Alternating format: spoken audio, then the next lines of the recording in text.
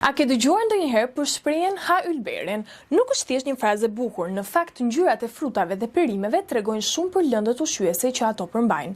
Për shembull, ushqimet e kuqe si luleshtrydhe, domatet apo edhe shega janë të pasura me antioksidantë që ndihmojnë trupin të luftojë stresin oksidativ dhe inflamacionin. Ushqimet portokalli dhe të verdha si karrotat, kungulli apo edhe specat përmbajnë beta-karoten, të cilat trupi mund t'i kthejë në vitaminë A.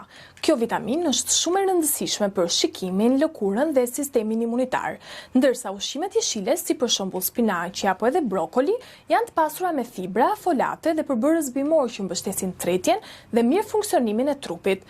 Dhe të mos harrojmë ushqimet blu apo vjollë, si për shembull boronicat, rushi i zi apo edhe patlıxhani. Ngjyra e këtij grupi ka antioksidantë që janë studiuar për lidhjen e tyre me shëndetin e trurit dhe qarkullimin e gjakut.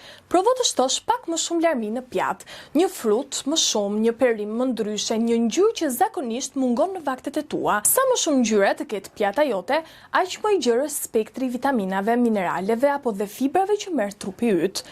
Thjesht fillo. Shiko pjatën tënde sot dhe pyet veten, çfarë ngjyre më mungon?